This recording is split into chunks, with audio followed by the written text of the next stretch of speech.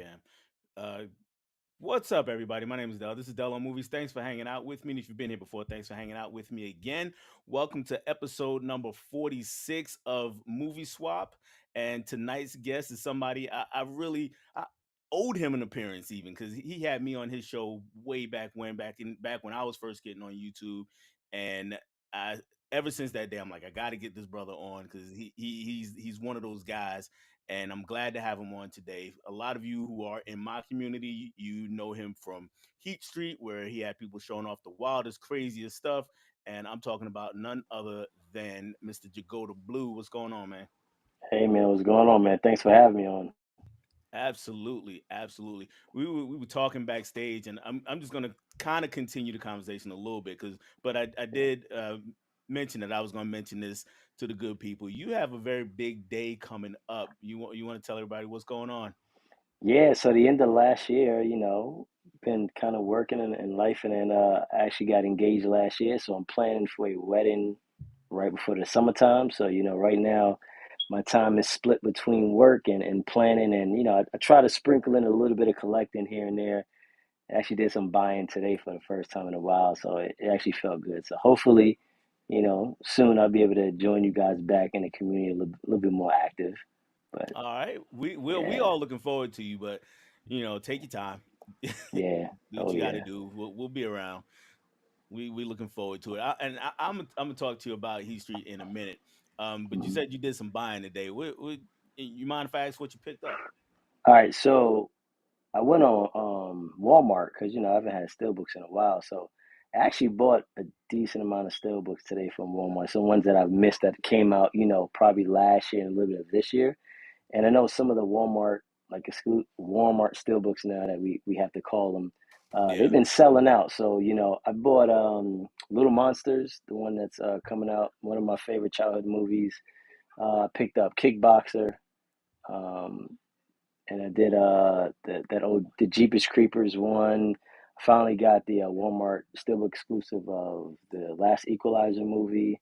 So I bought a couple of ones that already came out, but I've missed out on a couple, so I said, you know what? Let me grab it right now. Good price, and yeah, ever so often I get that itch. I get that itch ever so often. Yeah, totally understand. I mean, you can tell, but Oh yeah. yeah. Um, so have you been in store Walmart, or is it just doing it online since the switch or since the change? Yeah, so it's been online mostly. I went to Walmart maybe about a month ago. I did see some steals, but I didn't pick anything up. And Best Buy, I think maybe a couple weeks ago, I kind of went to Best Buy to see what they have left. Um, Not too much. I feel like my Best Buy is probably similar to a lot of others. There's like one end cap left, and that has just, some of the last remnants of physical media there. So I think from now on, most of my buying is going to be online until I can get to a Walmart because I don't have a Walmart technically that close. I have to drive over to Jersey. It's not too far, but it's not something that, I could just jump and go to in like 10 minutes. Right, right. Yeah. I'm in a spot where I've got five basically within a 20-minute radius of me, Oh, but wow. only one was actually carrying steel books. Okay. Now the problem with that is when they stocked it back when Best Buy like first made that announcement, Mm-hmm. and then they kind of sold them off, never restocked the shelf except for Yeah. like the John Wick movies. The way they sold those out, they restocked, Mm-hmm. and then a couple weeks ago they decided, you know what, we're just gonna take that section out. So now I got five Walmarts in my area, and none of them have steel books. Wow.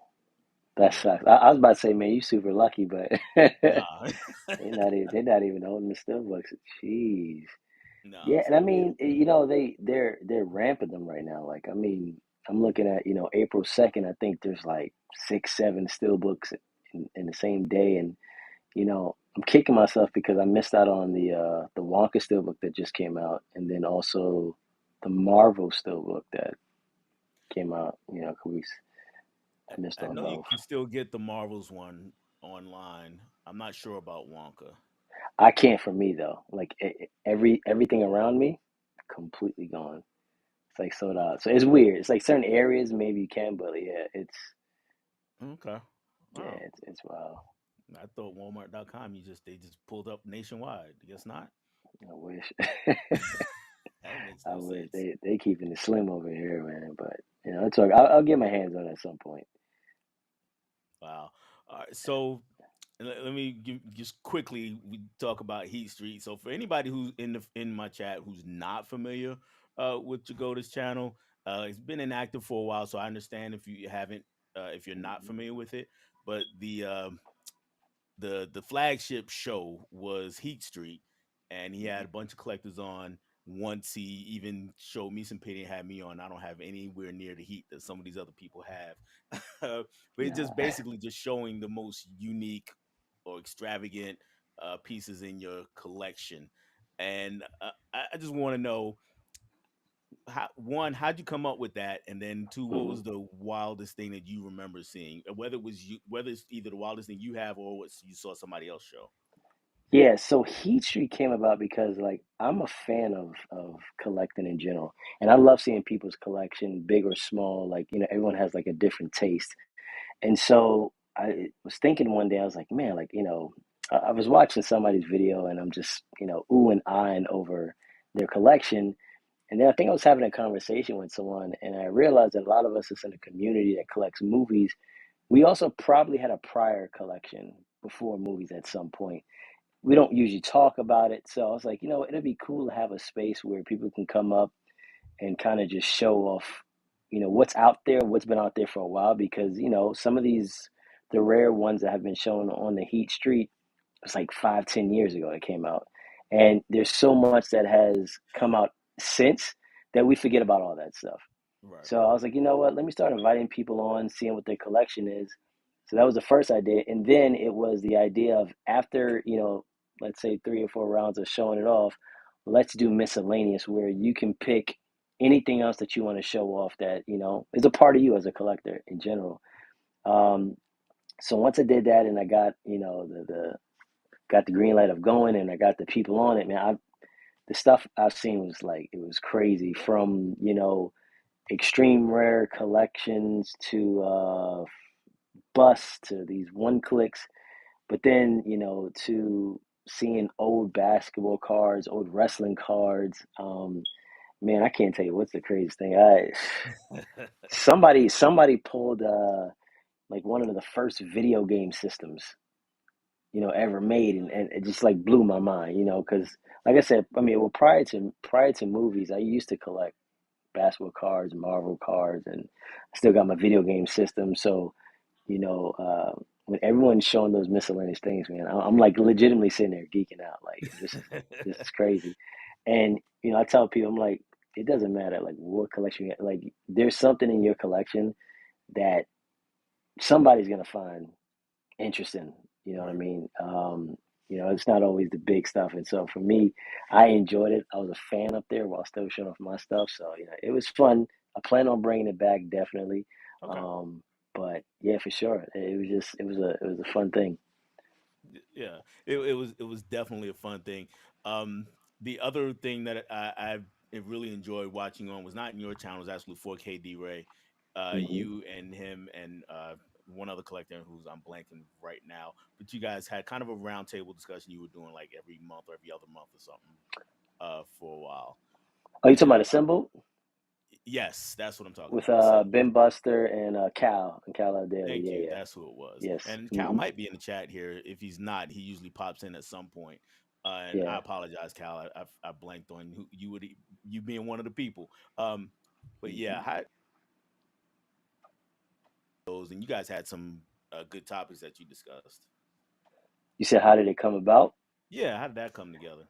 I think a lot of it is somebody came up with an idea of like just kind of talking about different topics, and then someone saying, hey, can you come up with like maybe a couple of topics that you maybe want to talk about, because I think it's cool to kind of keep an eye to like the community, what's going on, what we may find interesting. And I think as you see a lot of different YouTubers when they have like these, I guess, talking points, the interesting topics like, how did you get into collecting, and, what keeps you there and things like that. I think that's kind of engaging for a lot of us. So I think someone just spurred up the idea, checked the people to see, hey, would you be interested in this? And, it's like, well, let's try it out. We tried it out and it was pretty fun. Um, I think a lot of us enjoy kind of that talking aspect of the community where, we're not showing physical media necessarily, but we're just kind of Yeah, in that discussion sense, which I think is super fun. Something we're yeah, about to do right now, you know what I mean? So, exactly. All right, mhm. let's check in real quick with the chat. Let's see who is hanging out with us. And the first in is Adrian. What's going on, Adrian? He says, "Hey there." Adrian, what's going on, man? The monkey looks like he wrote an intro for you. I feel honored, even though the intro is about you. I feel honored because these intros are usually reserved for KB. He gives them to Hmm. KB, so I feel honored, and I'm going to read it.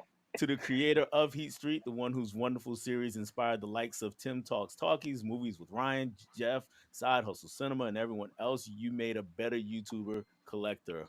Ooh. Appreciate that, man. Appreciate that. So, and thank you, Monkey, for. Oh, did it continue? Oh, no, that's the. Is there a second part to this? I guess nope, not a pick, but he's chiming in. If I had to pick, episode 3 with Huck, my killer podcast, Martinez Joe and Rob Knapp was my favorite Okay. episode. Rob's cat made me smile. Yeah, that was a good one actually too. Yeah. That Holland was a is good one. in. What's going on, Holland? Holland, what's going on, man?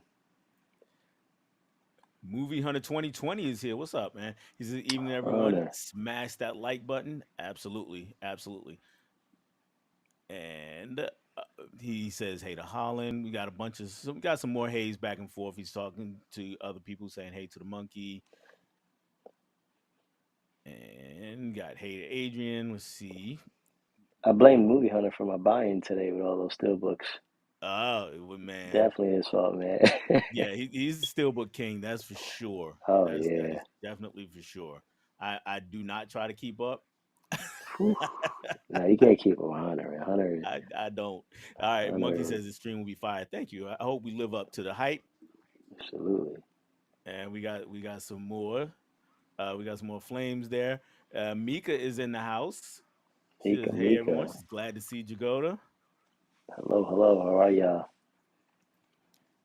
And she also says, "Congrats on the upcoming wedding." Thank you, thank you. Appreciate it. And now I'm just kind of scrolling to see if anybody who movie 100 2020, yes, steelbooks. He said, did For anybody say anybody out there steelbooks? who doesn't know, I think the line is Movie Hunter has every American steelbook release. Is that Every domestic correct? release. Yep. What's Movie Hunter? Put a number on that. What is the number? Because that's got to be insane. That's Yeah. probably as much as I actually have in my collection. Period. Oh, yeah, it's crazy. It's well over 1,000. Easy. Tiana popped in. Hey, Tiana. And Tiana, of course, is a big Tiana. supporter of everyone. She says, "Hey, Hmm. sweetest person." Yeah. My guy Kenny Sparks. He was a recent guest. He was my last guest actually a couple weeks ago. He says, "What's Nice. up, family? What's going on, Kenny?" What's going on, Kenny?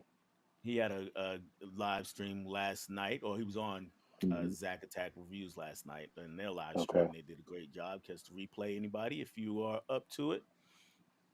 Talked a lot of things actually, like Zach does all the time. Hmm. Doom 2 was one of those things. Oh, Emmett is trying to put me on the spot. Well, actually, I'm putting you on the spot because I've already said it. Because I'm on record as saying the Dark Knight Rises is not that good, and he says, "Do you believe that?" All right, hot take. That's my favorite out the trilogy. Ooh, Now, that's bold. part of that is because I'm a Bane fan. That's why, though, too. I'm a Okay, Bane fan. We've never really seen, Batman be like kind of beat down like that, so I enjoyed that. But yeah, okay. So I'm taking it you were a fan of Tom Hardy's Bane, the way he did the character. Then you know what? I became a fan of the voice and how it sounded first. My imagery of Bane is a lot bigger. So when I first saw the movie, I was like, I don't know how this looks. But over time, I was like, okay, I can get with it over time. You know, they did some camera tricks to make him look bigger than Christian Bale. they did, they did, yeah, 'Cause Tom they Hardy's not that big of a absolutely guy. did. Nah, they absolutely did those works. But yeah, overall, oh man, I love that movie. It just started for me. beginning. Just like it's crazy. For me, Bane was actually one of my favorite parts of the movie. I don't hate the Hmm. movie, but I don't think it's a good movie. I just Yeah. it's just too many plot holes for me going on. Hmm. Um, but I understand, people like it. And as far as closing out the trilogy, Yeah. it did what it set out to do. Hmm. So Exactly. I'll give it that much. Um, Hmm. now did you see it in theaters? I did. So when I saw it in theaters, I had a hard time with Bane because for whatever reason that the whole Christopher Nolan sound thing, and I couldn't Hmm. understand half what the hell he was Oh, you saying. couldn't. Yeah, And I was immediately obsessed with it. The first time I heard it, I'm like, start talking like it for like a couple of days. It was crazy, man. It was, yeah, it sounded cool. I just didn't know what the hell he was talking about half the time. yeah. When I saw it at home, it Hmm. sounded a lot better. It sounded So better, I don't know if yeah. they remixed it or what. There was a video online about the comparisons of maybe the first voice that they were thinking about using and then the one that they ultimately used. But slight difference. I think that they did a good choice in picking that second one. So Okay, it sounded a little bit different. Yeah, it was pretty good though. all right. Love seeing others' collections. Love how each one is cultivated to one's personality. Absolutely. And Monkey, I loved how Jagoda wore a different hat in every episode. Yeah, sometimes the hair, man, it's crazy. Yeah, that's why that hair's Yeah. terrible. Smart man. Yeah, I don't like to comb it. I don't like to wash it, so I just cut it. And that works for me. Yeah. All right, ladies are all saying hey to each other, and up there's Cal. Let's see. He says, "Oh, look who's out here." So yep, Cal is here too to see it, to witness. Hello, Daily. All right. People still saying what's up. I'm just scrolling down, guys, to see if there's anybody else who popped in before we go Mhm. ahead and get started. Caveman did pop in. He says, "Hey there, everyone! Please hit the like button for these two rad dudes. I would appreciate it." Yes, sir. And Caveman. that means maybe Miss Caveman might not be far behind. Mhm. Congrats on your last days of freedom. You won't be allowed on the porch anymore. Nah, man, can't get off the porch no more. Said it's a done deal. Oh man. Yeah, it's different for us guys. We're like that. Cal says Hmm. rises is fire. Put some respect on that. Everybody gives me crap for that. It's all right. I know. It's That's I got a bunch of hot takes that I get slammed for all the time. Yep. You And know. then Kenny's on that one too. He says Nolan Batman rank, so he's going Dark Knight, then Dark Knight Rises, and then Begins. I do put begins last in mine as well. I do See, have that. I put Begins second, and then Rises Mhm. last. So this is Gotham's Reckoning. Gotham's Reckoning. That's right. All right. And who we got? James, 20th and 21st century says hello, Dell and Jagoda and everybody. What's up? Like the Dark Knight Rises would rank it third in the trilogy. So he's like straddling the fence. He likes Hmm. it better than I like it probably, but he still got it last. Still got last, yeah. I'm cool with that. Hmm. All right, and Kenny says Hardy's performance was great enough to distract me from the lack of Venom roids. Yeah, he wasn't quite as bulky, but Yeah, you talked about that. exactly. Yep. Only Batman I rock with is Batman '89 and Batman Returns. At least you threw Batman Returns in there, yeah, because that probably is my favorite. I want to say. Yeah, I love Batman Returns. Actually, Yeah, Batman Returns is one of my favorite movie going experiences. I remember still going to see it in theaters, and it was just like no other. It was crazy. yeah, It was it was. crazy. And it makes sense, Mika, that you like that one because that one's a little more horror leaning Hmm. than most of the other Batmans. It brings me to the Batman, which is also pretty horror leaning. So, yeah, if you've seen it, Mika, how you feel about the Batman, the Robert Pattinson one? You know, I saw that in theater. I liked it in theater, and then when it came out on physical media, I bought it. I was like, oh, let me watch it again. Could not get through it. Not saying it's a bad movie, but Hmm. it just after a certain point it didn't catch you. But I did like it though. I did like it though. Okay. Okay. Yeah. Didn't quite hold up the same as in the theater though. No, I think that I think like when some of these movies, you have like these different characters and maybe a different feel in a movie. So I call it like a new age version. I think from a new age version, it was good. Like it fits with like quote unquote what someone made would make Batman look like today. Okay. So Okay. I think it's not too bad.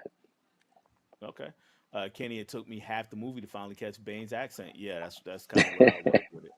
That is pretty much where I was. Hmm. Dark Knight Rises gets better every time. I got it over begins. Top five for sure. I'm guessing he means top five Batman movies. Yeah. That would be my guess. The funny thing is that now Hardy's Bane voice is the quintessential Bane voice. Yeah, he's kind of an underrepresented character in Batman as far as like Hmm. video, as far as visual media. Yeah. Between the movies and the animated movies and the TV show, we don't see as much of Bane as we do a Hmm. lot of other characters. Yeah. Bane's my Especially guy, man. yeah, especially the Joker. So we get enough Exactly. Jokers, and Returns is king. Yeah. All right. And you go. I did not say in bad taste. I wear one every time, every day as well. I guess he Oh wears yeah, the the hat. hats. Yes, Oh he's yeah, talking for about he's sure. talking about the hats. Yeah, for Kenny, sure. don't forget to like the stream. Absolutely. All right, let's we got one comment about Scarecrow here. Scarecrow rocking a burlap sack and a business suit will never not bother me. He's an interesting character in that He trilogy, is. that's for sure. That's for He sure. is. Rise was the only one that made me rise. Best thief in black leather. Okay, you're talking dirty, monkey. Uh, Returns and that's Rises, two of hilarious. my favorite experiences. Returns being my first. Steve Moody just popped in. All right, after this, we're gonna go ahead and get started because we've been kind of Mhm. goofing around for a while.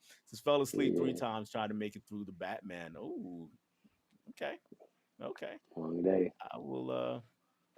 I'll take it. I like the Batman. I was a pretty big fan of it. Um, I don't Hmm. think I've bought it, but I haven't watched it since I bought it. So I've only seen it in the Yeah, theater. So it's gonna be interesting to see.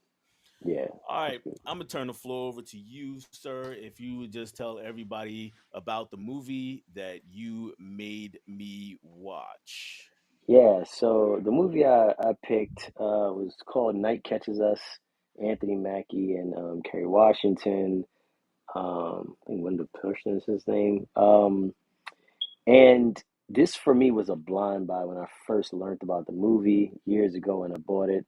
Looked at the trailer, looked interesting. So essentially, without giving too much what it is I think it's set in like the 1970s, Philadelphia, Pennsylvania. The main actor, Anthony Mackie, is an ex Black Panther member, and he comes back to Philadelphia to bury his father. He hasn't been around in a while, and partially why is because sometime prior, one of the leaders of the Black Panther in that area got killed, and Anthony Mackie was kind of identified as the snitch who caused this to happen. So, essentially, he moved away, comes back, buries his father, small reconnection with his brother, and the what is it? What is her name? Patricia or Patty, who's played by Kerry Washington. They kind of recant their, friendship slash relationship, and the story moves in a couple of different directions without this movie, but they kind of still focus on what the storyline is, while also still having like this. I don't know if it's a twist, but it's like what's really the truth about something dealing with his life and him coming back.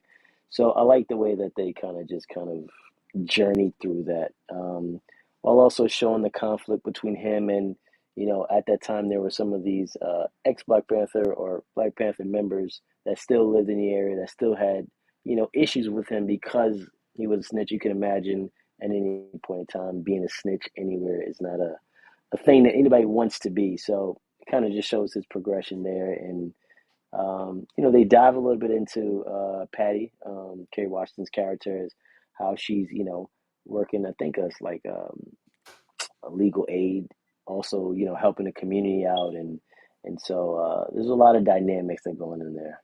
Um, I don't know if you want me to go even more into it, but that was Well, kind of we like can a high we can level get into gist. it together. It's all cool. This Yeah. I have my copy here. Hmm. Also a blind buy for me, and I actually bought this at least a year ago, maybe even two. I just Okay. happened to be in a can't remember if it was a pawn shop or thrift shop, but it was a secondhand store, Hmm. and I just picked it up, and I was like, wait a minute, Anthony Mackie and Kerry Washington. This I don't know anything about this. I never heard this. Turned it over and read on on the back, and it actually says on the back. I don't know if you remember this, a Casablanca for the Black Power era. So I was like, Hmm. okay, okay, I'll buy that. Let's check it out. And then I put it on the shelf and never watched it Never watched it. until you recommended it. Um, yeah, mid 70s, and you pretty much told the gist of the story. So mm, I'm going to start with the brother. I'm gonna start with his Hmm. brother. His brother, very devout Muslim, played by rapper Black Thought, aka Tariq Trotter. You know, Jimmy Fallon's main rapper in the Roots. Or if Hmm. anybody's a Jimmy Fallon fan, uh, aka the man who gave the greatest freestyle ever. If you into freestyles, so yeah, it was crazy. Ever. It was crazy. Um, but he plays the brother, and he's not a bad actor. So he was Hmm. cool. But I thought they abandoned his storyline. They abandoned their relationship between the two brothers really quick, and I kept Very quick. wanting that to come back. I don't know if you felt that way or Hmm. not. Yeah, yeah. They shut it down quick. Like, I mean, his brother showed, or kind of depicted this, like, he said for the length of time that Anthony Mackie was away, right, and coming back and being like, "Hey, you're not here," and now he's trying to change things, and yeah, they gave a very, I think for me when I looked at it, that's what the brother represented. Like, there is this relationship. This is the reason why he's coming back, and it's also showing like the beginning of the effects of him not being there, and almost a feeling of like how long he's been gone. Because he even apologized about, I know it's hard for you not being around, and kind of just this deterioration of a relationship that I think after showing that goes into other people that he may know as well. Right. Um, Right. You're exactly right. And that was my biggest area where I felt the movie was a bit lacking. And but once we Hmm. get into the other two storylines, the other two main storylines, you mentioned the Kerry Washington Hmm. character, and then the his former partners in the Panthers kind of Hmm. getting after him, and I thought that was all pretty compelling. Yeah. Um, yeah, and it's weird. So I would not weird, but it was a little it was interesting because I was watching him and Kerry Washington together, Hmm. and they actually had really good chemistry. I thought. Yes. Did, Yeah. do you feel that way also? Yeah. Oh yeah. Oh yeah. Like they like it's how they started. I think Carrie Washington is a great actress. I think Yeah. I'm big on people's facial expressions, especially in acting. Like it gives to the moment. And I think that, from the moment, she found out he was in town, coming into the house, and it's like you see a ghost, but you're also like happy to see the ghost kind of Yeah. feel. Yeah. They definitely back and forth, played well on each other. Yeah, they absolutely did, and I thought the movie did a pretty good job of bouncing between those two storylines, and a third because there's actually a third one we didn't mention much of, um, Hmm. but we could see the link was strong because the main guy, the leader of the people who were coming after him, you know, he was tied into Kerry Washington too, not in a romantic way, uh, but they all their characters were linked because Kerry Yes. Washington was one of them, and we didn't really mention, and it's not a spoiler, so I'll go ahead and mention it that it Hmm. was her. I can't remember if it was husband or boyfriend, but it was her man basically who was the one that was Hmm. killed by police that everybody thinks that Anthony Mackie character about and got him killed. Yeah. And I thought they did a good job of linking those two storylines and then bouncing back and forth between them.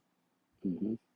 Exactly. Yeah. And Yeah, and it shows like this funny story of like, Anthony Mackie, the Black Panther member who probably was close to the individual that got shot, but also too showing like this relationship that he's had with her, and then you kind of think, well, how long was this going on? You have the other individual who, what's his name, is Do Right or Do Well, who's played, I forgot the actor's name, but he's Marlo in The Wire. Shout out to anybody who's a Wire fan. He was the best friend of the leader that died, so he has like this invested interest continually to try and figure out like who is it, is it Anthony Mackie that's snitching? This is why I don't like him, and he kind of kept his character up with that almost throughout the entire movie. Yeah, yeah, he did, and their relationship between him and Mackie, it was real antagonistic, and Hmm. it worked in ways so there was a good amount of tension between them every time Exactly. they were on the screen. So I thought that was really well handled. And I Hmm. tell you, I said there were one other storylines, really two other storylines. The other one, Wendell Pierce as the cop, and that was I'm trying not to give too much away, but Right. anyway, Yeah. he's basically trying to get information out of Mackey's character. He's trying to get more info out of him, Hmm. and Mackey he's trying not to be about that life anymore. He's trying to steer clear of it. What did you Yeah. think of that whole situation? Yeah, he played that role, right? The cop that knows more than what he knows what he knows, and he knows things that the street doesn't know.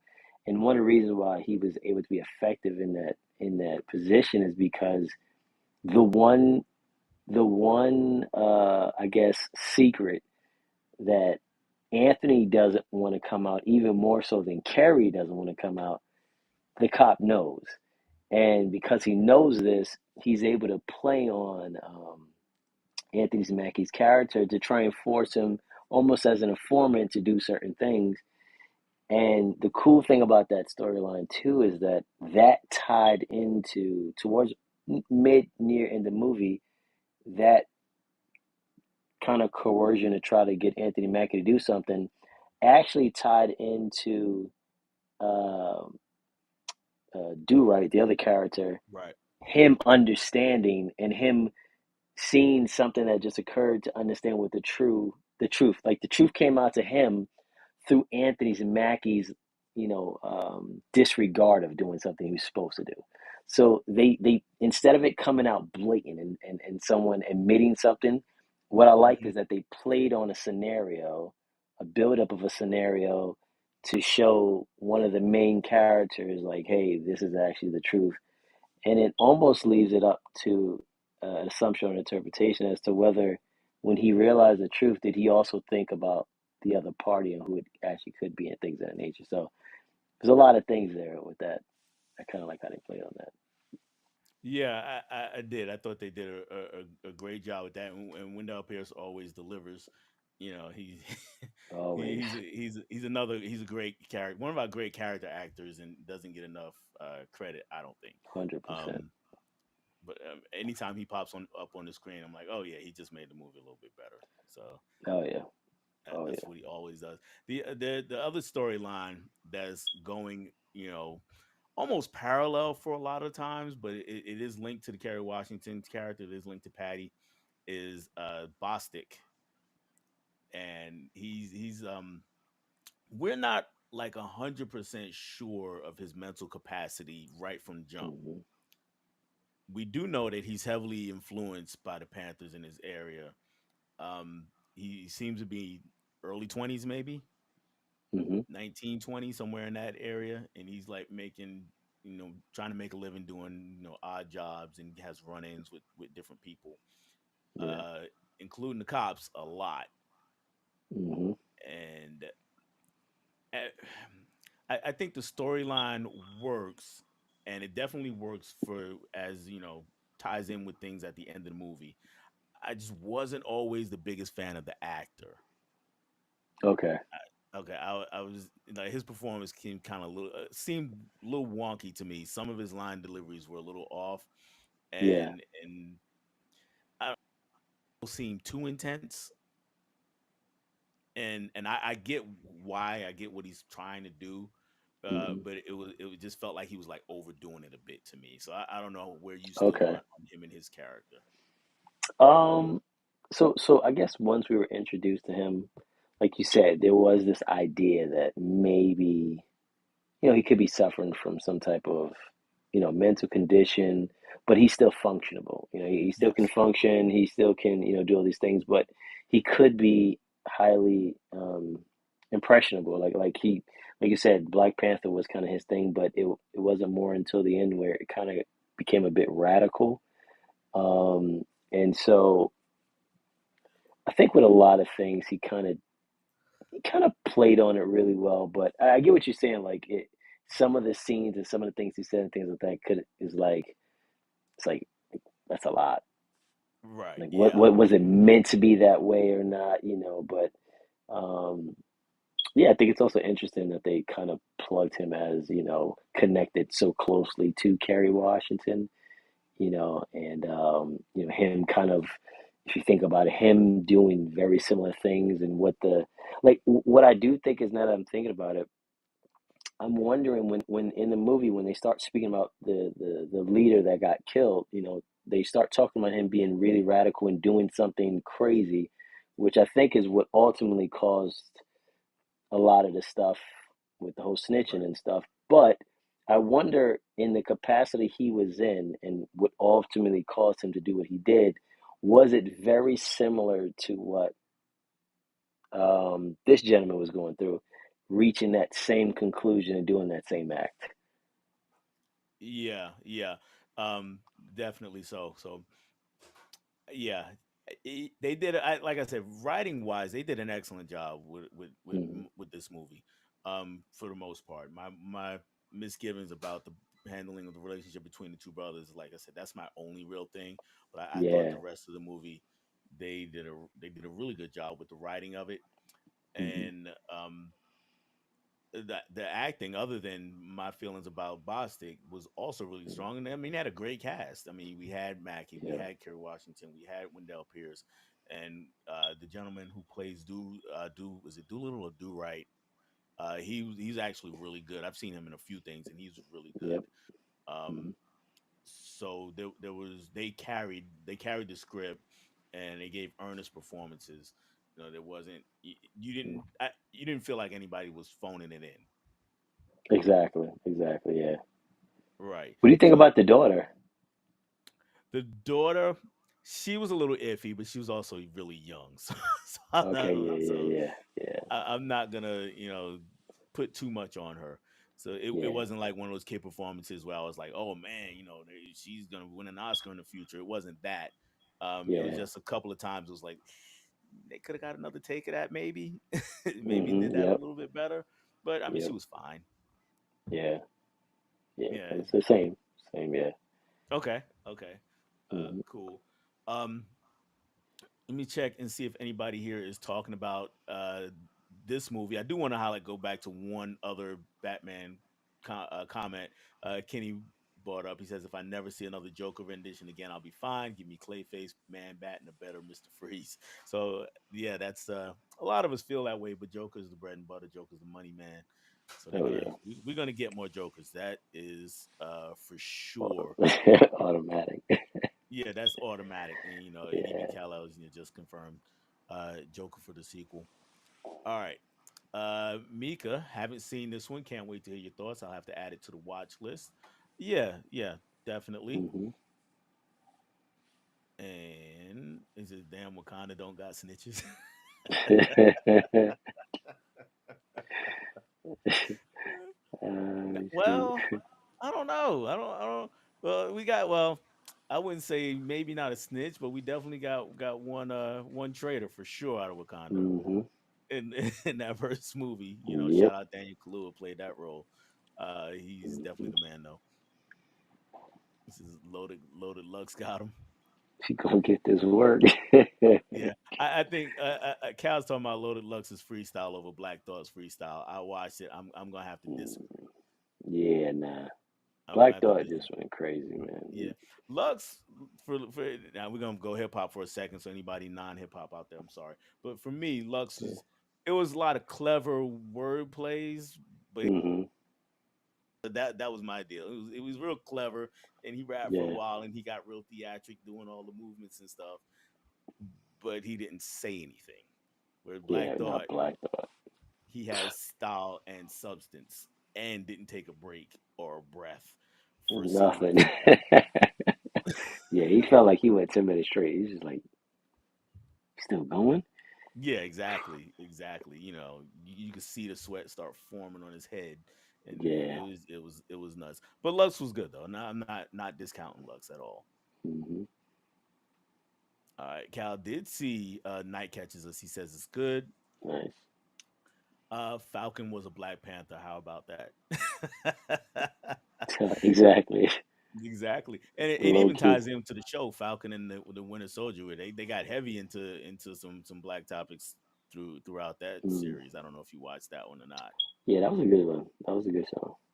I enjoyed Yeah, that one. a lot of people didn't like it. I enjoyed it. I shouldn't say that. A lot of people not like us didn't like it. That's what let me Yeah, yeah, yeah, yeah. So let me be specific. yeah, be more specific. Trini's in the Hmm. building. What's going on, Trini? Says Culture what's up. Trinity. What's going on, man? Cal Jagoda talking like he know a little too much about this movie. Hmm. I don't know what There you that go, means. A little Cal. too much. Cal trying to throw.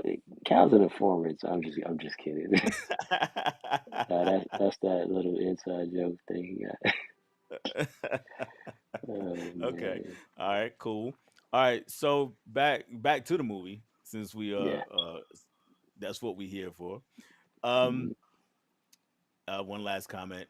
Kenny says he liked the Falcon and the Winter Soldier a lot, which I can probably say I rest my case. So, Facts. because I see a lot of people's rankings and they of those shows, and it's like Falcon Winter Soldier is always either the last or next to last one, and Hmm. it's kind of like okay, whatever you say. Yep. Same, And same they thing all with got Black their reasons. Panther. Yep. Yeah, yeah. Um, all right. So we get to the end, and again, I don't really want to spoil it, even though it's a pretty old movie. But I do want people to go experience the movie for themselves. Um, Hmm. but how satisfied were you with the way it all came together? Uh, I mean, they left some things open. I think we saw we saw what happened in the eyes of the society back then, that justice was served in their eyes, and what happened. Right, they Right. were able to solve the case, but not solve the case. They took it into their own hands. Um, in terms of the two main characters and how that ended, that yeah, they left that open, right? But he needed to go, right? And I think there was like this bittersweet moment. He came back and he settled everything. Right. He did leave an open invitation to Patty Carey Washington's character to kind of come, but it also shows that she has this deep rooted connection there, that even with the questioning of, we didn't talk about the gentleman that was with her prior to Anthony Mackie coming, to the questioning of her daughter asking her, why are we still here, even to Anthony Mackie, there's this kind of this stronghold on her with this specific area, with this specific house, to where she's just not ready to leave. So uh, I sometimes, when I look at movies, it may not close the way I wanted to, but then I try to understand, like, well, where did they leave it at, and so it was okay. They may could have done a more kind of concrete ending to the story, but I guess Hmm. I can also understand why they did that in some sense. I think we're on the same page because I was like that too, and I'm generally a person who actually likes ambiguous endings a lot of times, but I Hmm. think in this case I was kind of like, we just gonna leave it like that. We got we Yeah. we really went through this whole thing to leave it just like that. So Hmm. I was kind of wanting a definitive answer, whether it was a happy one or a not happy one. I just kind of was Yeah. like, I wanted a little bit more. But like I understand. why they left it and why the story ends there. Because if it doesn't end there, then you continue the story with just two people. Hmm. I think the meaning of everything, the scope of everything else starts to get lost. Exactly. So Hmm. yeah, so I completely understand why they left it there. I just wish they had just given me a little more solid an answer for, for Yeah. what we've been waiting on this whole time. Hmm. But I do understand that because I mean situations don't always uh, you don't always get a sense of closure. Exactly. And yeah, they left. They left a lot of the different characters. One thing I liked is the experiences of the characters at the end, right? Like showing them walking away, Kerry Washington's stronghold, even to the daughter, right? Like this is the second time she's been left, quote unquote, on the porch by someone Yeah, who has been close to her mother, who maybe she's looked at as some type of male father figure, or just a male figure in her life. So they played on a couple of things, towards the end of that movie. So I like when movies do that, even if they kind of stringed us along a bit, but they give us yeah, something to they think did. about. They strung us along a little bit because yeah, I was definitely like, Hmm. oh, okay, this all right. Um, Anything you want to touch on that we didn't touch on before we kind of put this one to bed? Uh, No, not that. I just think it's got a couple of different things in the movie that you kind of can pick up on. I don't it's I don't know if I would consider it one of those hard watches movies, but like it's got stuff in there. Like you can kind of Mhm. dig deep down. So I think the score was good on it. Yeah. So overall, I Yeah, enjoyed the movie. yeah. There's some hard watch moments. But I wouldn't say it's Exactly. a hard to watch movie overall, but it does have its Hmm. moments Yeah. where it gets that way. So yeah, Hmm. that's definitely fair. All right. One other thing I do want to mention one other thing just to kind of get your thoughts on maybe not necessarily her personally. I mean, you can if you want to, but Hmm. just in general. Because one thing I didn't know about the movie, and again, even after it's been sitting on my shelf for a while, I really never paid attention enough to it to find out Hmm. until the credits came up at the beginning that this was directed by a black woman by time named Tanya Hamilton. So, and just really just putting it out there because I don't see a ton of female black directors out there. I mean, we Hmm. have some. There's Dee Reeves is out there, Cassie Lemons, Ava DuVernay, of course. But it's Hmm. always for me. It's always nice to just kind of randomly bump into a movie that's directed by a black woman. Yeah. So I don't know if No, you no, have any yeah, yeah. on that. No, I mean, it's funny is like so there's when you look at the movie and you look at kind of the directions it goes in, it's outside of Kerry Washington, it's very like male driven about like this kind of clash between these two individuals, but she made it to where Kerry Washington was the neutralizer in a lot of these ways, right? She was the neutralizer in stopping, I think they called them the brothers or something, coming after Anthony Mackie's character.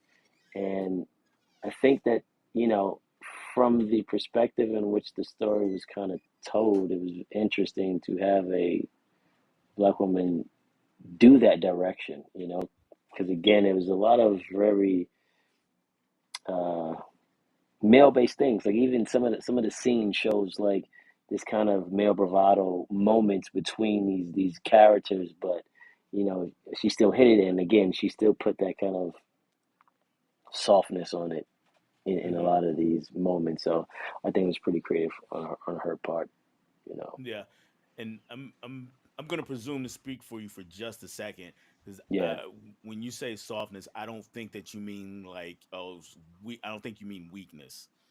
no, Yeah, okay. I mm-mm. think you just mean just a different take on the situation.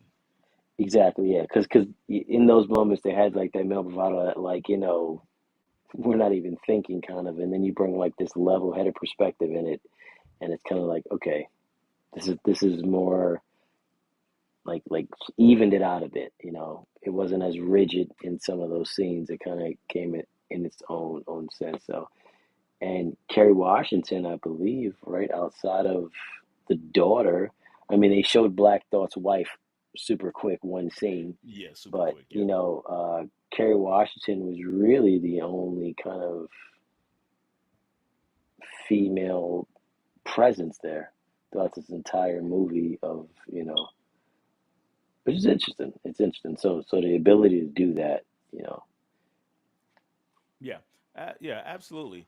And level headedness was you said, and I really like that word Mhm. because I do feel like if it had been a male director, a couple of those scenes where men came face to face and were having to Mhm. say things to each other in the hands of a male director, there might be more fisticuffs happening.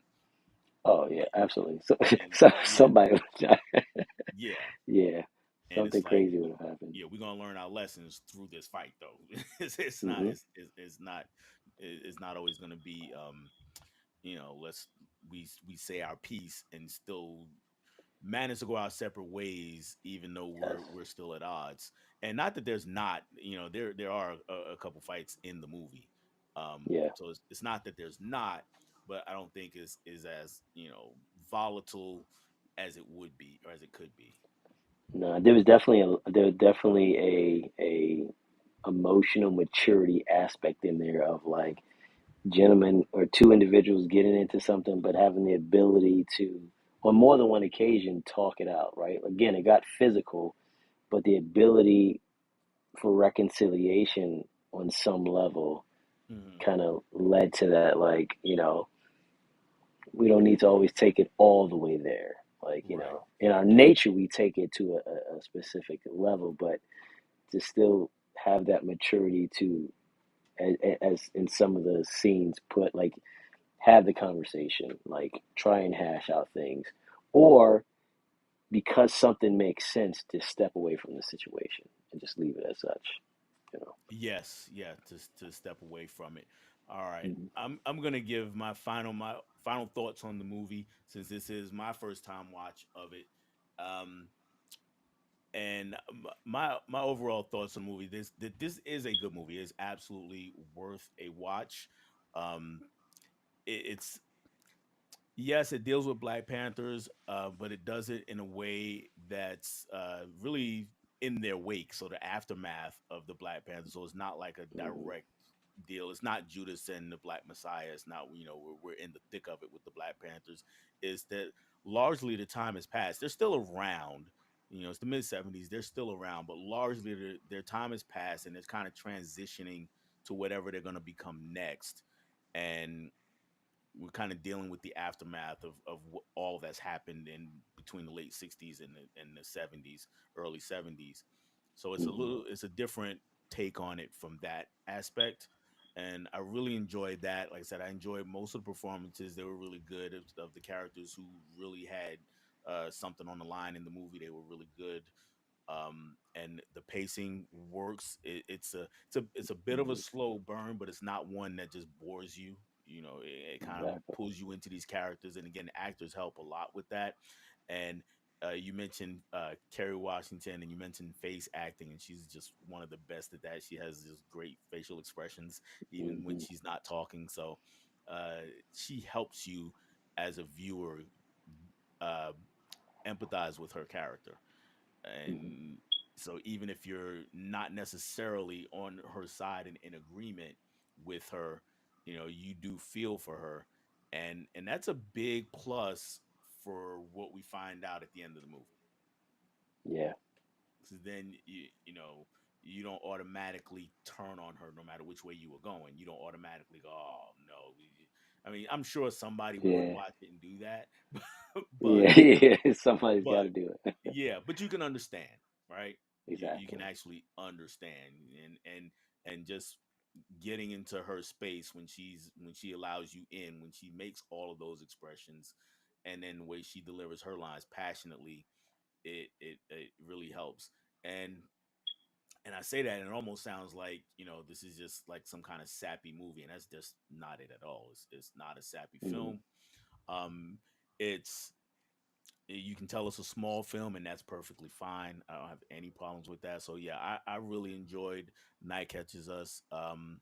There was one other small gripe I had, and it just left my head just that quick. Um, Mhm. it's not that big a deal apparently. So, but yeah, Yeah. I really enjoyed the movie. So I'm glad I finally got to watch it.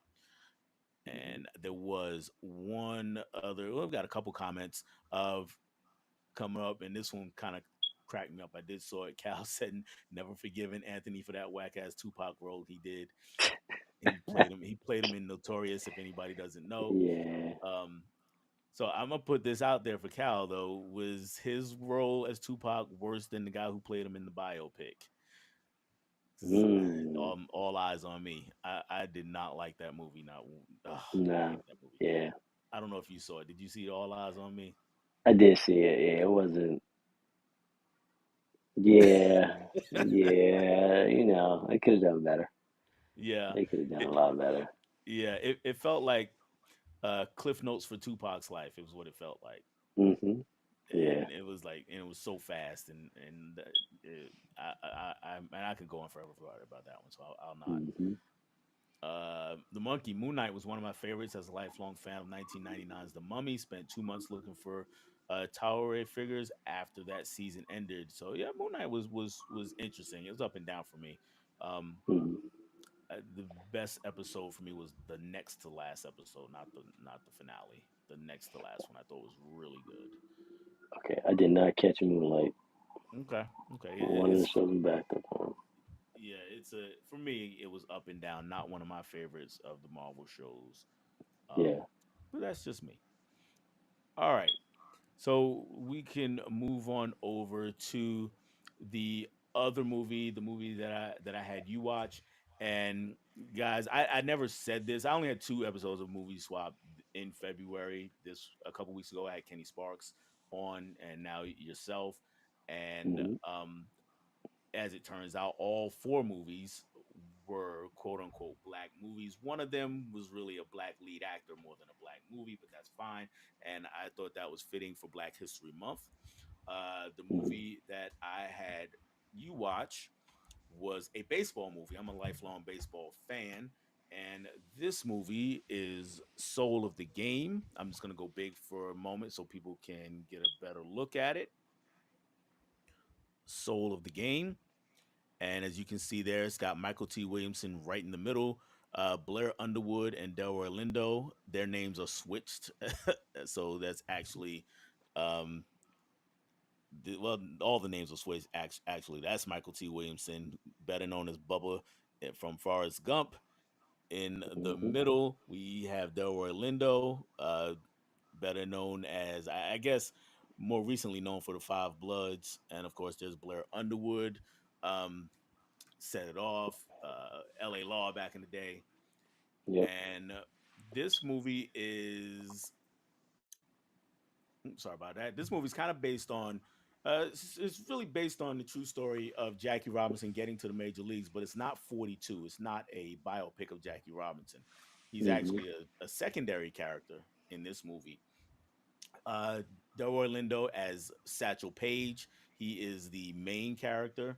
If you don't know who Satchel Paige is, he's the most famous Negro Leagues pitcher there ever was, and he managed to get into the major leagues finally in his 40s, years after Jackie Robinson had. And as one character put it, I think he said he was 42 or 43 when he got in the majors, and the guy was like, "Yeah, in dog years," because nobody really knew how old Satchel Really Paige new. was. Yeah. Yeah. and and the other guy who Michael T. Williamson plays, Josh Gibson, also known as the greatest hitter the Negro Leagues ever produced. It is in the movie they tell us that he is credited with I think 972 home runs. I've heard that number Hmm. anywhere from 800 to 1,000 as far as Yeah. how many home runs he hits. And if you know anything about Negro Leagues baseball, the records kept weren't the best, so that's why the discrepancies.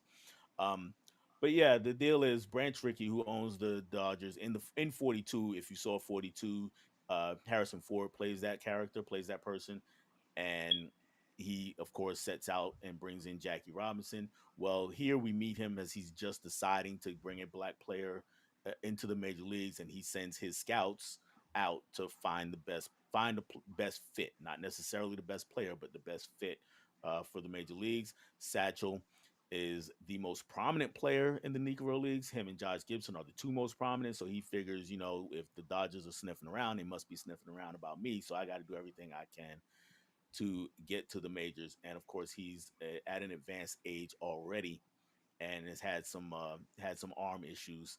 And he's a pitcher. That's not good for a pitcher. And Josh Gibson, he's got some mental issues going on.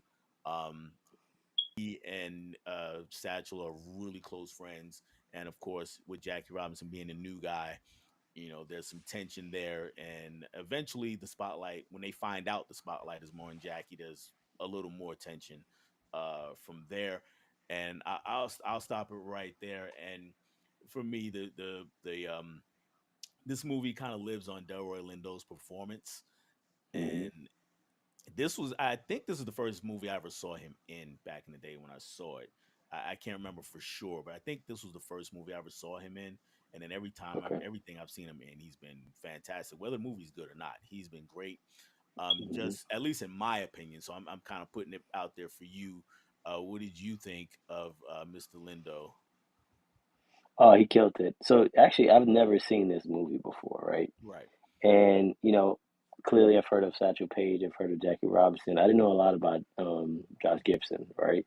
Hmm. So in seeing this movie, I'm like, you know, Delroy kills it. Like in terms of the charisma, the individual who appears to be one of the two faces of the Negro League, and this is his show. He Yes. does the antics on the field that you probably don't see anywhere else. It's almost like what people may think of like Harlem Globetrotter type stuff, but he's doing this in baseball, Exactly. and he has this idea of like, hey, what I like about it too is he's very savvy. Like outside of baseball, thinking of how you do business, like presenting himself when he needs to. He's just a very overall kind of savvy gentleman who knows how to navigate in multiple different environments and stuff like that. So. I like how they played out on all three of them. Kind of creating this relationship where you have the first two Gibson and Satchel Paige, and then bringing in kind of the new kid Jackie Robinson, and then kind of how all that is represented later on. Uh, Really, really good movie. Like I said, I enjoyed it. Um, Wish it would get talked about more.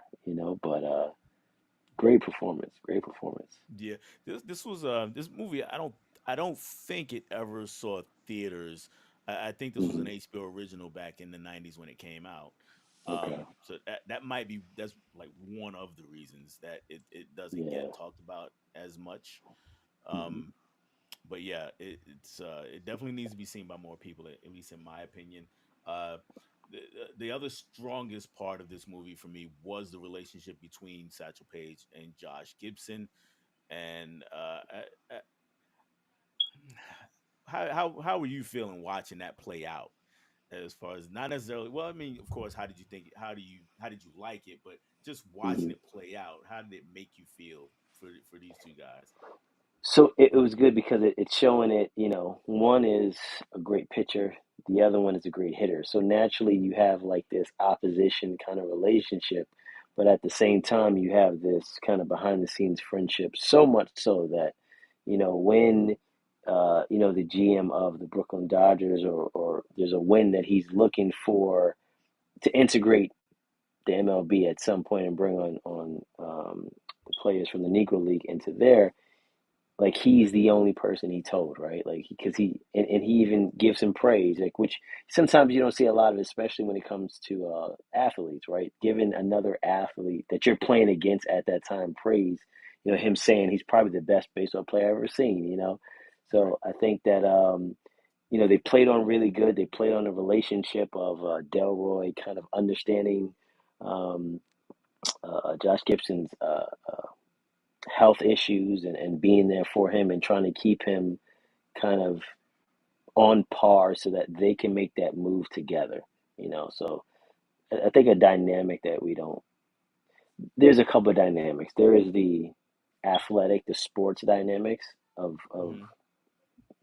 not only looking out for your interest, looking out someone else, but then I think there's also, in some sense, there was a racial aspect of two black men looking out for each other when sometimes there is this kind of idea that that's not a prominent thing that traditionally happens. So um, I liked how they kind of played on both Yeah, of those things.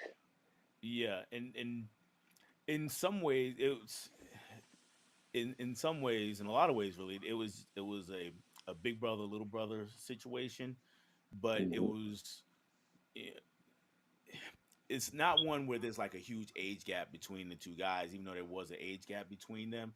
But Yeah, like you said, a competitor, but then looking out for him whenever he can. This wasn't just like hmm, in the face of media. If somebody asks and he said something nice about him, this was no. If he picks up the phone and needs me, I'm right there. And if I'm in his exactly. town, we gonna hang out that night. If anything happens to him, I'm gonna take care of him. So I got a lot of big brother little brother vibes from that, and I thought that was Hmm.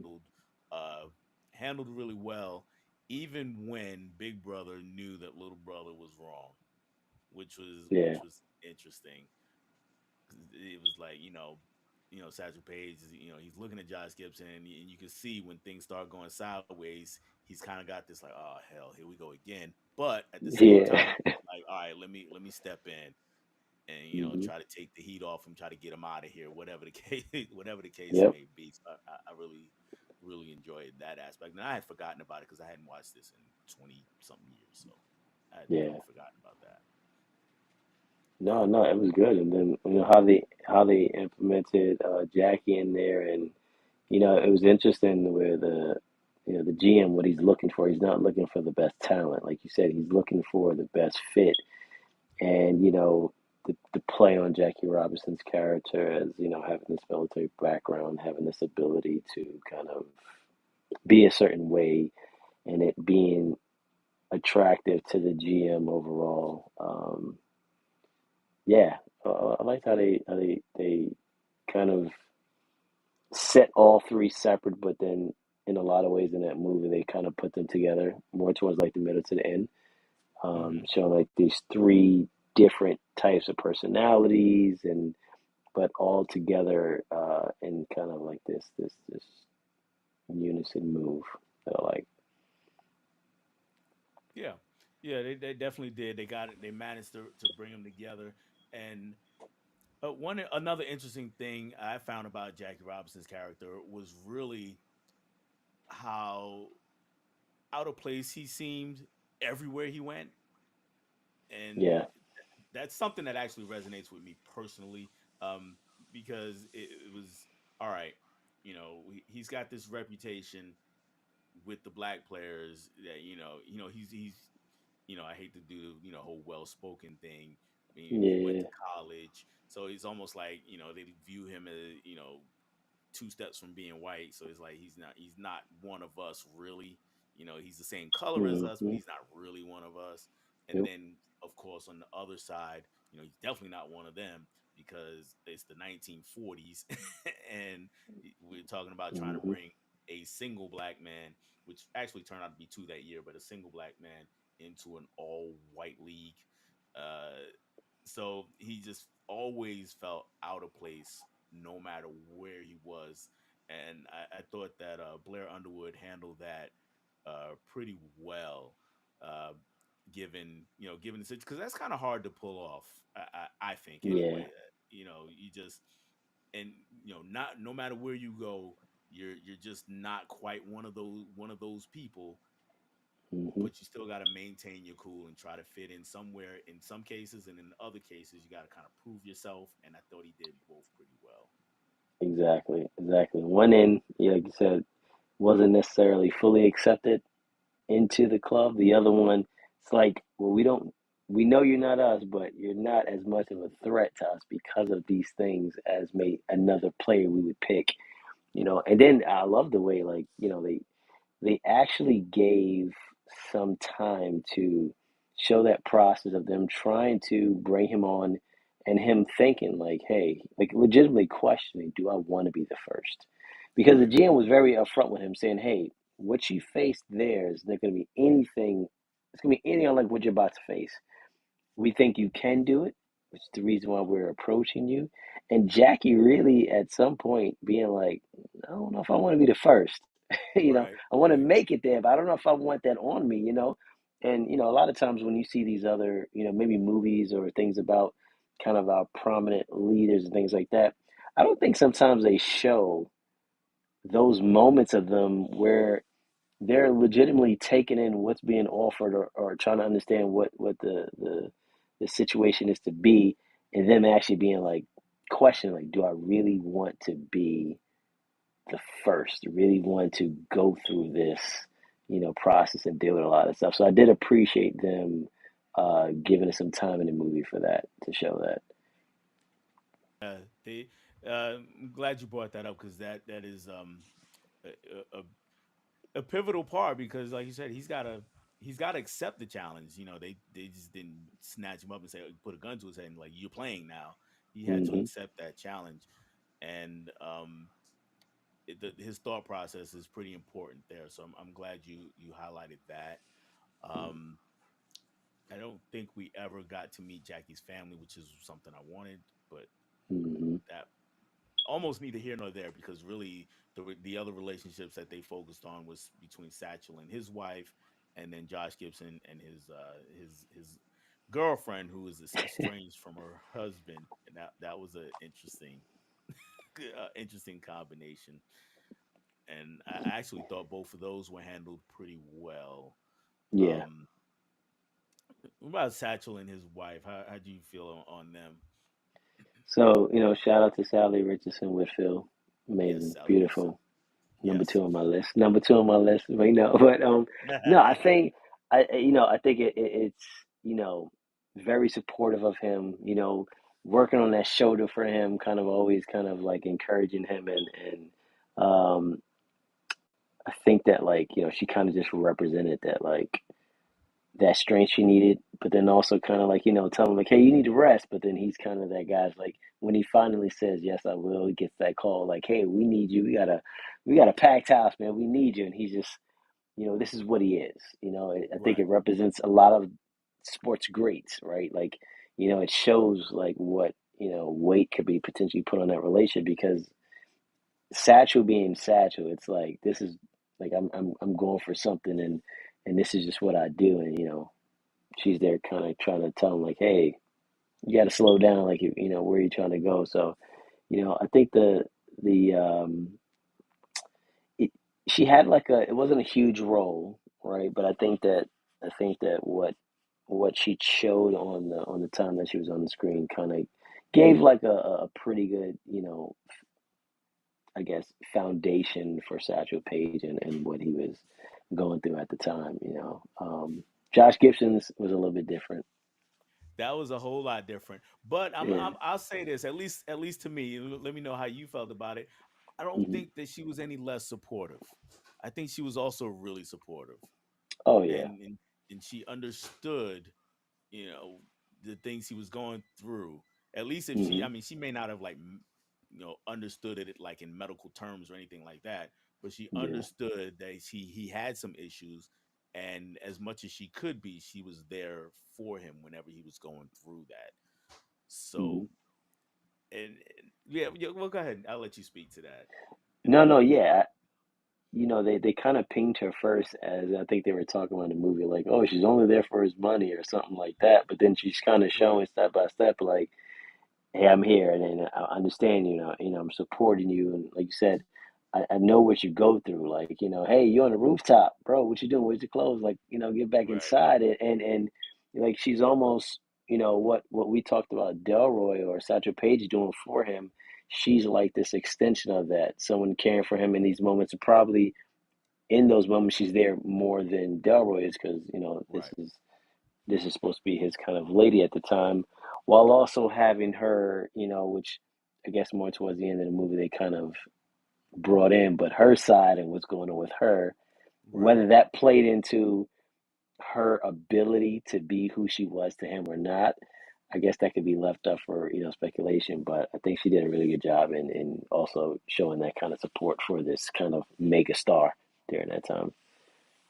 Yeah, yeah, and so in her situation, it from a storytelling standpoint, it bothered me just a little bit, and Mhm. it was only because that it went from 0 to 100 really fast, and then back to zero, and it was kind of, oh well, we're Yeah. kind of done with that.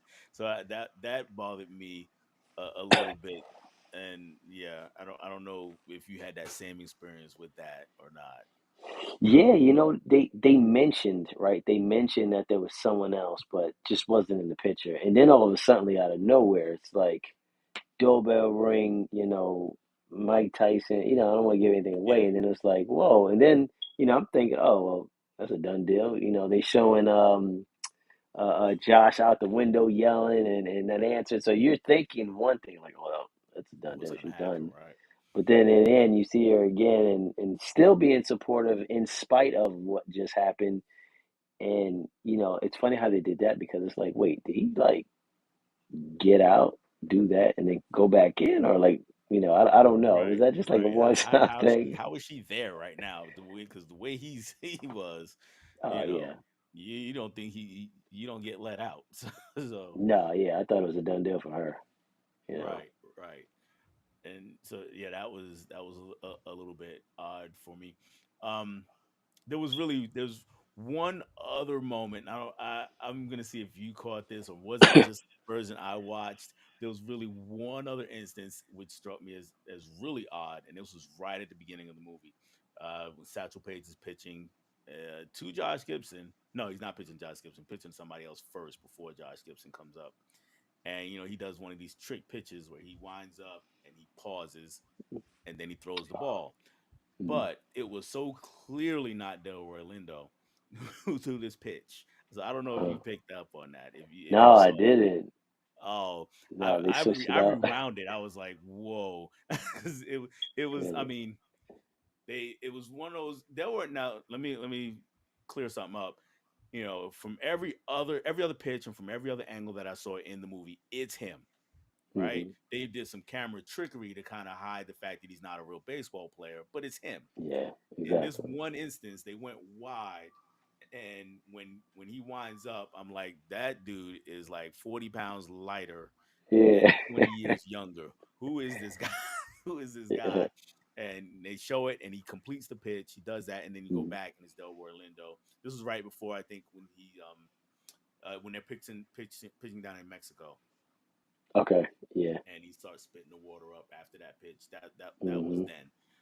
Got to check And that again. okay, so if you didn't catch it, maybe it was not that egregious. But for me, I was looking at this, and I will say I'm sitting like 3 feet from my TV, practically watching it, and I Hmm. was like, what? And I rewound it. I was like, let me see that again. And it was Yeah. sure enough, Like that ain't it him. was not. So that was funny. But every other instance was Del Orlando. So I'll Was say him. that. And I'm not Hmm. sure how much baseball you know. Hmm. If you know anything, what did you think anything about the baseball playing in the movie? Uh, I mean, I guess for that time, right? Some of the pitches that Delroy did at Satchel Paige was like, like man, that got down there pretty fast with the way he threw it. Right. I think that they played on a lot of the antics. They played on a lot of Delroy's decision making. Like I remember, Satchel was up third or something, and he said, "I'm gonna purposely walk these two guys Get to just yep. to just to show like you're talking to only do this." I think a lot of I'm trying to think of some of the baseball plays. Like they just some of them, I guess for that time frame may have been what it was. Um, but yeah, I'm trying to think. Like, was there anything that was like kind of like that's definitely a bit off. I don't know if I can point to one specific Okay. one. For me, it was mostly pretty good. It was like I said, they Yeah. did use a lot of really close ups and cuts to Hmm. hide some things, but it was fine. It wasn't a problem. Yeah. Um, So I was just curious if you had any thoughts on that at all. But it wasn't a detractor really for me for the movie, other than that one Mm, instance that I talked about. But everything yeah. else worked out pretty good. Let's see what they're saying in the chat real quick. Cal talking about the Tupac thing says absolutely not. At least the look match, but for a Tupac fan, it felt like a highlight reel and not a film. Exactly, that's the way I felt. It was a highlight reel Hmm. and not a film.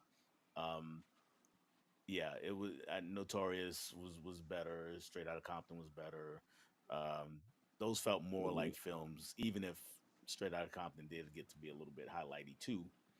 Yeah. But they all do. You can't help it. Steve, yes, love that movie. Talking about Soul of the Game. Cool. I'm glad somebody else saw it. Ben Buster's here. What's up, Ben? Ben. And people saying hi.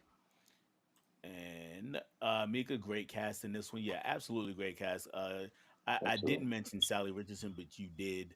And Hmm. yeah, she is a fine woman for sure. That is a fact. Hmm. But she is also a really good actress. So Yes. no complaints there. Can't get right from the movie Life though. Yeah, that's actually that's Bokeem Woodbine. And the movie was he? No, I don't think he was in this movie unless I missed him somehow. Mm-mm. Delroy's such a great actor. Yeah, he's fantastic.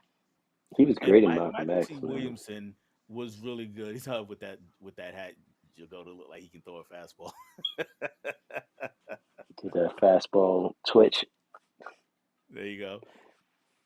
I'm gonna come back to Michael T in a minute. He said we need to buy this on Blue. We need this on Blu-ray too. Yeah, we do. Facts. Um, I've got the snapper DVD snapper case, and I don't. I unfortunately I don't know if it's ever gonna escape that. You know, it Yeah. I would love for it to, but I don't think it's going to. Film Addiction is what's going on, man? He says, what's up? Oh, And we got another new person here. Not new, but new tonight. Anyway, Scottish Geek guy popped in. He says, howdy. Scottish, what's going on, man? And Cal saying, howdy back. All right. So let's talk Michael T. Williamson for a minute because he's another actor who I think is extremely underrated. And Hmm. it's funny because I think the reason he is so underrated is because of one great performance that he gave. I think his role as Bubba has in Forrest Gump has overshadowed everything he's done from that Yeah. point forward. So and even when people go back and look at him, oh, there's Bubba. I didn't know he can do anything else. And they really think he's Bubba. That he's that Hmm. guy. So again, one, your thoughts on Michael T in the movie, and then two, just in general. No, yeah, I think in the movie, like, I think with any movie or any role that you play, if you have to play someone that is going through some type of mental, illness or a break in their mental state, like, that's kind of a difficult thing to go through, especially if you don't yourself go through it. Like, you kind of got to get into that character. And I think he did really well, you know, showing again. He also had charisma. The banter that he had with Delroy back and forth. The comedic side, but then flip side 5 minutes later, he's got like this glare and this stare in his eyes, and he's like going off into something else. And then I think one of my favorite, because again I'm big on expression in the movies.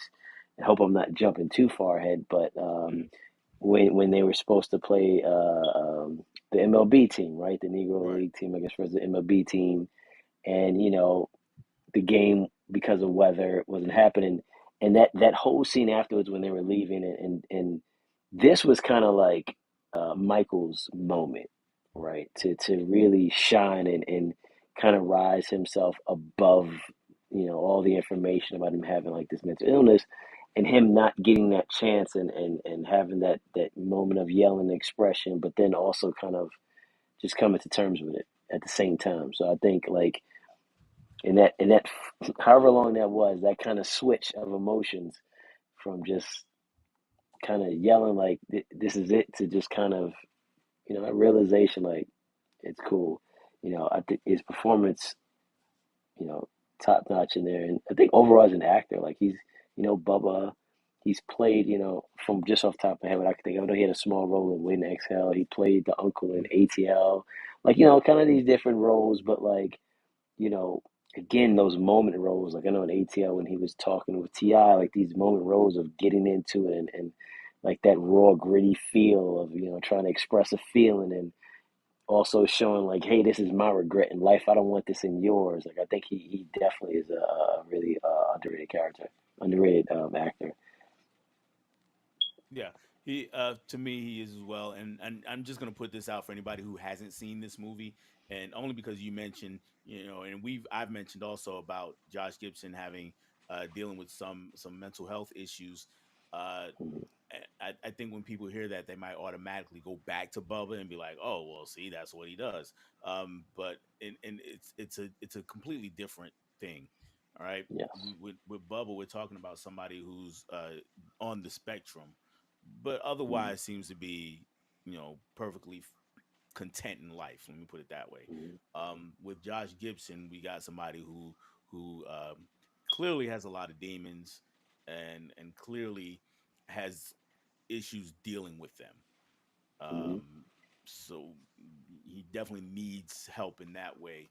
But he would be a person where if you didn't know about him overall, you just were happened to come across of him and talk to him, you wouldn't automatically be like, oh, this guy, he's got all these problems. You wouldn't do that. Mhm. So it's not the same performance as a Bubba. This is something different, and he is really good. He's really good just about everything I've seen him in. Um, and I had forgotten about Waiting to Exhale till you just mentioned that he was in it. I had not forgotten about the movie. I forgot that he Yeah. was in it. And as soon as you said it, his drunken tirade outside the window in Hilarious. that movie. Oh, he trips him, man. That it was hilarious. It was Yes, hilarious. yes, is definitely hilarious. Yeah, he's great. Really Mhm. did like him. Um, like I said, the the the writing of the movie was really good. Overall for me, um, Mhm. the way they tied everything together, and I think for you as well, because just by judging by some of the comments Mhm. that you were making, and for a period piece like this, and even Night Catches Us, which really didn't mention, but for this movie, I thought they gave us a great sense of time and place. Um, 100%. Mhm. and that's a big aid to a movie like this because when we're talking about Negro League baseball, it has to evoke the feeling of just post World War II Mhm. America and how things were going on, what kinds of things were going on then. And not to say that this is some kind of civil rights movie. It is in a way, but it's not like we're not watching marches and protests and beatings and Mhm. lynchings. We're not watching that kind of thing. It's just the kind of general tone of the movie, letting us Exactly. know that hey, this group of people is here and we're trying to get there. And Mhm. I thought they did a really good job with that in this film. Um, as far as anything else on this movie in particular, is there anything else that I missed? Um, no, 'cause I just like how they simultaneously ran three storylines, right?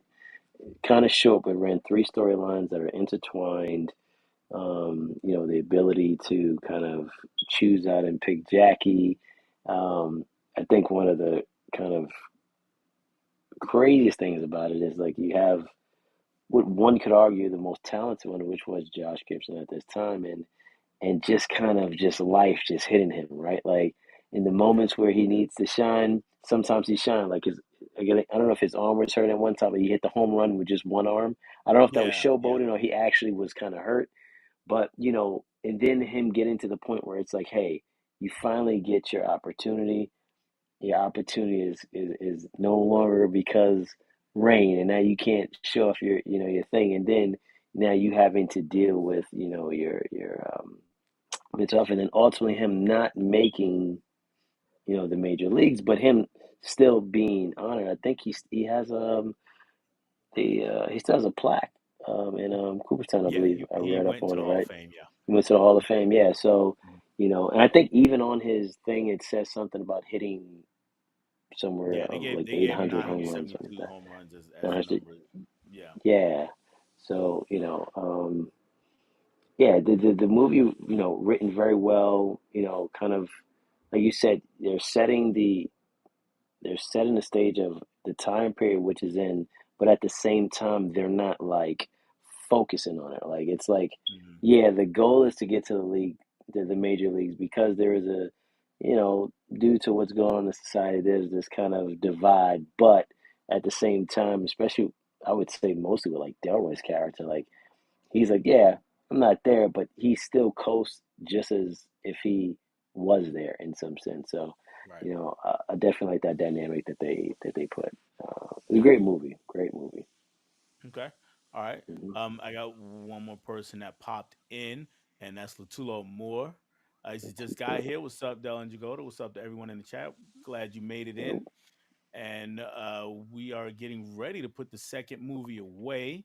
And for that, I'm gonna turn it back over to you just to give your overall thoughts of the movie. Just basically, you've already said it a couple times, but if you want to Yeah. expand on it a little bit, just how you feel about the movie overall, whether you liked it, disliked it, and any other Hmm. things you wanted to touch on for the movie. So you can take it away.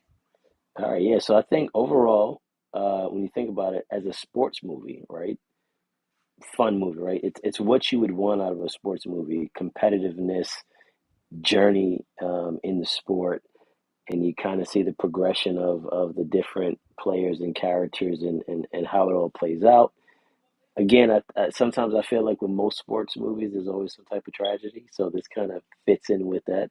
Um, from a perspective of it being, set in a time where there is, racial injustice and things of that nature, it plays in that too. Um, I don't think it plays in a lot, but it obviously is there. If you see the movie, you know it's there. But I think they try to focus on the sports. They try to focus on the skill sets of the players. I think that relationship development was good because in the beginning, kind of they were kind of shunning away Jackie Robinson. And the funny thing is, Jackie Robinson, out of these three names, obviously, I think to most people is known more than Satchel Paige and Josh Gibson. But I Absolutely. like I like the way that when this movie is on, Jackie's third, and you don't really see that in a lot of movies of with the history of showing like, hey, he's third and he became this. So I think that the way they kind of introduced Jackie, and then showed the progression, but still not really diminishing Satchel and Josh's character and their importance. So the ability to, in some sense, run all three parallel to be this important. Um, I don't think a lot of movies are able to kind of play with that. So overall, I think it's a great watch. Um, there's a lot of different aspects, and if you like movies, dealing with kind of these racial injustice things, if you like a sports movie, one is not going to take away from the other. So I think overall, you should be able to definitely enjoy it. Cast is great, acting's great, even down to the GM. I forgot the actor's name, but he's a pretty good actor and kind of keeps it real to them. Yeah. So He's somebody you know when you see him. Um, mhm. I'm looking up his name real quick. He's definitely somebody you know when you see him. So Yeah, when even when I say his name, you might not actually know his name. But he played in Lost but Boys. he did play it in Lost Boys. He was Yeah, the one that was trying to marry uh or trying to get with the mom the in Lost mom. Yeah, Boys. yep, He was trying to get with the mom. I forget what his name was even in that movie. yeah. Um, let's see if I can find it real quick. But yeah, he's also really good. Mhm. And his name, oh, Arlie Ermy is in this movie too. We forgot to mention Arlie Ermy, the drill sergeant from Full Metal Jacket. If anybody Hmm. is a Yeah, fan of that movie, yeah. He picked up early on what the plan was in the first league, and they also played on that too, like how like the GM, even before the integration, kind of was trying to somehow circumvent his way, being creative into bringing um, players from the Negro League into the MLB. And then, while he thinks he's got this master plan and he's a genius, I think, what is it, a mayor? or Yeah. someone springs something on him like, "Hey, we got these plans," and so he's like, "Oh, no, we got Mayor to of New kind of York, like, Mr. yeah, Fiorello LaGuardia. yeah, Yeah. we got to move back on this." And so, I think in a lot of sports things, I think even in basketball, there's always that one person that's trying to integrate it to win, right? And I like that Yeah. they put that in there. Like he said, "Hey, I'm trying to win," and Yeah. clearly I see skills, and so I'm trying to Yeah, it, trailblaze it this. it wasn't some, gesture like, oh, we just want to have black people. It's like, you know what? Yeah, I no, think we can win. We can use that to win. And I'm glad they were clear about that. Edward Herman is the exactly. actor's name. I did find it. Edward Herman. Okay. Yeah. So it's a name that if someone walked up to me and said, hey, you know who Edward Herman? And I was like, I have no idea who that is. But then you show me a Yeah. picture, I'm like, oh, that guy, I know him. Hmm. So a lot of people have seen him in things, and like you said, he's in Lost Boys. That's Hmm. probably what most people know him from, to be Yeah. honest. Um, yeah, yeah, he was really good. I'm glad you enjoyed the movie. It's Absolutely. always I always take it as a win when I recommend a movie and the person actually likes it. So, Yeah. Yeah. and it doesn't always work out that way, and that's just the way things are. Um, Mhm. let's dip into the comments because we got a few more people talking. We got Patrick, aka Half Cheetah Will View, came in. He says, "Are we talking 42?" No, we're talking Soul of the Game. And I'm just gonna go big screen real quick and show it again for anybody who has not seen it. There it is, Soul of the Yeah. Game. Gotta buy it Uh, now. Jackie Robinson is a character in the movie. He is like my guest said, he is actually third fiddle in the movie.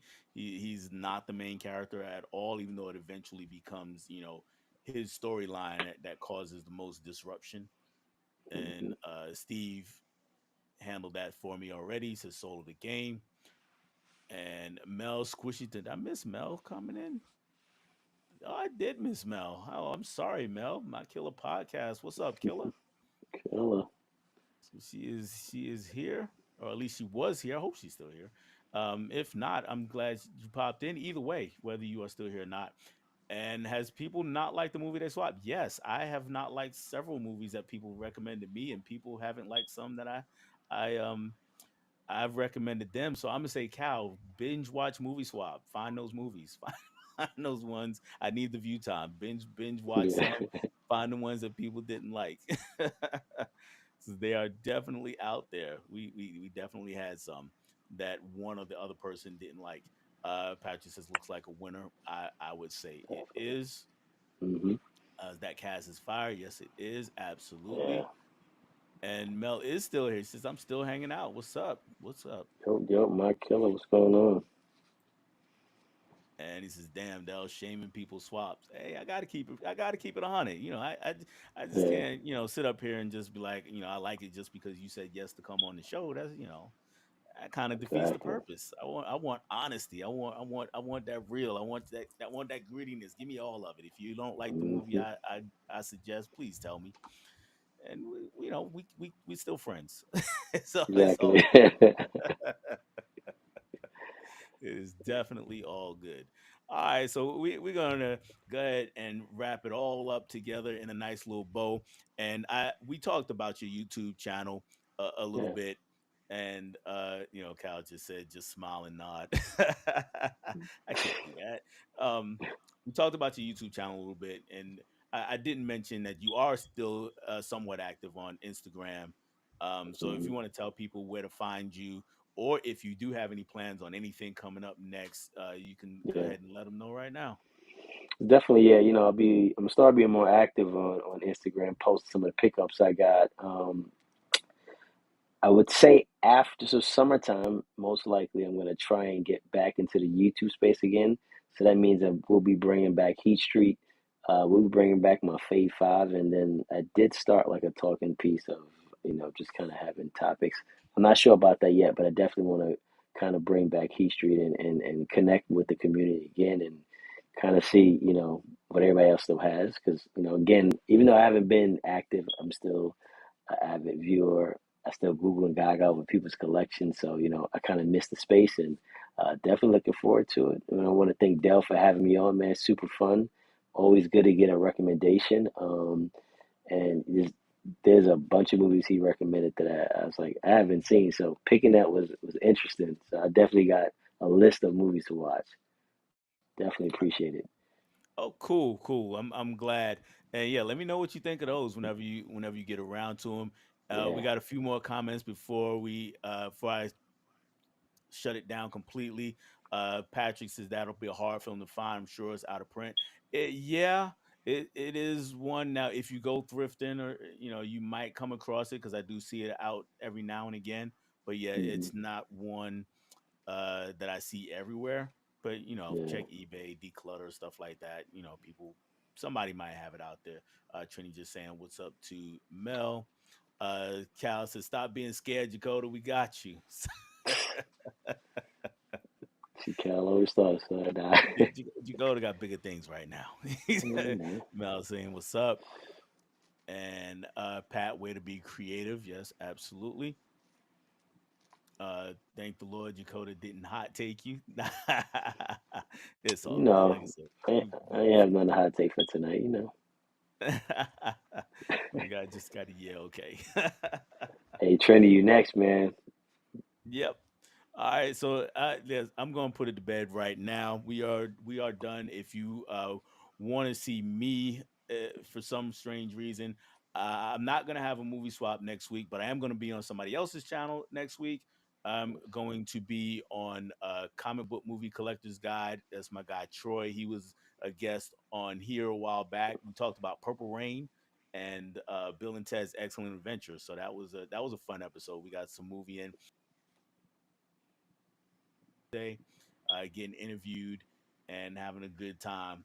And check us out over there. And in the meantime, that I will try to get some more videos up. I got my top movies of the '70s coming up for Tim Talkie's his challenge. So I got that video coming up. Matter of fact, I'm a little bit inside baseball, behind the scenes, or whatever. I'm gonna film that right after I shut this down. Um, and then I got some other videos that I'm working on putting together. So just keep your eye out. I do want to make a little bit of a PSA, and that is right here. You can't really tell what it is. It's a sticker. This is a I voted today sticker. And I'm just going to say that, at least in my opinion, you should get out there and take part in the voting process. Whether you vote like me or don't vote like me, just take part in the voting process. Make sure that your voice is heard. And that's all I'm going to say on that one. And until next time, guys, I will catch you later. Bye.